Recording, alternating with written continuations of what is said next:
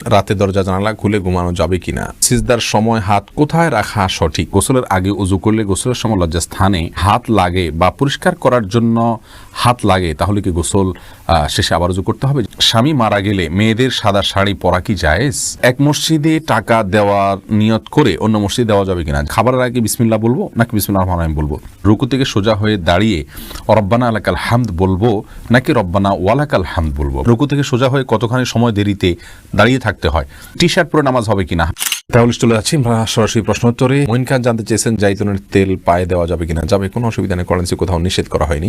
যে এই শিমুল জানতে চেয়েছেন জামা পড়া অবস্থায় পুরুষেরা কি নাভির নিচে প্যান্ট পরতে পারবে কিনা, নাভির নিচে প্যান্ট পরতে পারবে যদি উপরে জামা থাকে, কোনো অসুবিধা নেই।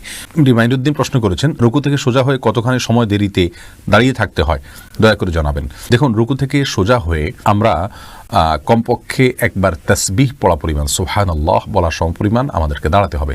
স্বাভাবিকভাবে সুবহানাল্লাহ বলতে যত সময় লাগে, দাঁড়িয়ে সোজা হয়ে কমপক্ষে এতটুকু সময় দাঁড়াতে হবে। আমরা অনেকে মনে করি দাঁড়িয়েই চলে যেতে পারবো না, আমি সোজা হয়ে দাঁড়ানোর পরে অন্তত অপেক্ষা করতে হবে সুবহানাল্লাহ বলতে যে পরিমাণ সময় লাগে কমপক্ষে এতটুকু, এরপরে আপনি সেজদায় যাবেন।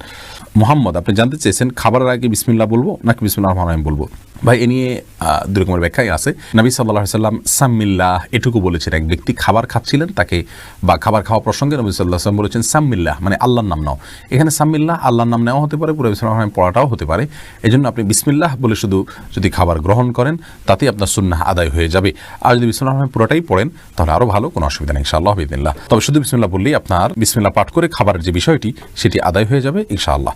শহীদ আলম শারমিন জানতে চাইছেন আমরা কি নাপাক পানি থেকে তৈরি, এটা কি সত্য? আমরা যে পানি থেকে তৈরি হয়েছে সেই পানিকে আল্লাহ তাআলা খুবই তুচ্ছ পানি বলেছেন, সেটা নাপাক কিনা এটা নিয়ে ওলামাদের মধ্যে মত পার্থক্য রয়েছে। ইমাম আহমদ ইবনে হাম্বল রাহিমাহুল্লাহ এবং তার অনুসারীদের মতে এটা নাপাক না পাক। তারা বলেন যে নবীদেরকে সৃষ্টি করেছেন আল্লাহ, নাপাক কেন হতে পারে? তো আসলে কোনো উপাদান পরিবর্তিত হয়ে গেলে সেটা তো আর তার মূল বিধানটা থাকে না। যাই হোক, এটাকে আমাদের উলামায়ে কেরাম বা আবু হানিফা রাহিমাহুল্লাহ সহ অনেকে নাপাক বলেন। তো এটা নিয়ে মত পার্থক্য আছে, একাডেমিক মত পার্থক্য, ওই পানিটা পাক কি না পাক সেটা নিয়ে। সবুজ ভুঁইয়া আপনি জানতে চেয়েছেন আমি যদি নামাজ পড়ার সময় শুধু ফাতিহা পড়ে রুকুতে চলে গিয়ে মনে পড়ে তাহলে কি করব? ভাই সবুজ ভুঁইয়া, সূরা ফাতিহা পড়েছেন, অন্য সূরা মিলাননি, রুকুতে গেছেন, তারপরে মনে হয়েছে আপনি সিজদা সাহু করবেন, কারণ সূরা ফাতিহার পরে অন্য সূরা মিলানো ওয়াজিব ওলামায়ে আহনাফের মতে, আমাদের উলামায়ে কেরামের মতে। আর এই মতটা দলিলের দিক থেকে বেশি শক্তিশালী এবং সমৃদ্ধ। যদিও আরাবিয়ান স্কলারদের মধ্যে সৌদি আরবের ওলামায়ে কেরাম এবং হাম্বলি ফিক ফলো করেন ওলামায়ে কেরামের অনেকেই বলেন যে সূরা মিলানো অথবা সূরা ফাতিহা পরবর্তী যে কেরাতের অংশ সেটা ওয়াজিব নয়, সেটা আবশ্যক নয়। আমরা দলিলের আলোচনায় বিস্তারিত গেলাম না, শুধু এটুকু বললাম যে আপনার ওয়াজিব হওয়ার মতটাকে অগ্রাধিকার দিয়ে আপনি সিজদা সাহু করবেন, এটাই আপনার জন্য অধিক নিরাপদ।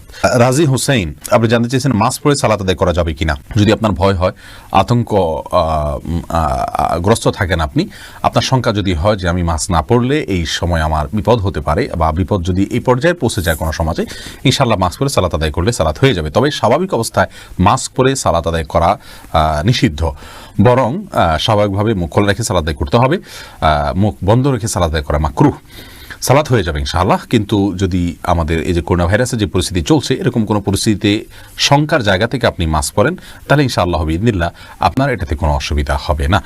এমডি আশরাফুল ইসলাম জানতে চেয়েছেন টি শার্ট পরে নামাজ হবে কিনা। হ্যাঁ, নামাজ হয়ে যাবে, কিন্তু এরকম কোনো টি শার্ট পরে সালাত আদায় করা উচিত নয় যেটা সালাতের গাম্ভীর্যতার সাথে যায় না, অথবা আপনার এই টি শার্ট পরে আপনি কোথাও যান না ভালো কোথাও, এরকম যদি হয় তাহলে আপনার জন্য টি শার্ট পরে সালাত আদায় করা জায়েজ হবে না, অন্যথায় জায়েজ হবে। আল্লাহ তাআলা বলেছেন ইয়া আইয়ুহাল্লাযীনা আমানু খুযু যিনাতাকুম ইনদা কুল্লি মাসজিদ, হে ঈমানদাররা প্রত্যেক সালাতের সময় সুন্দর পোশাক পরিধান করো।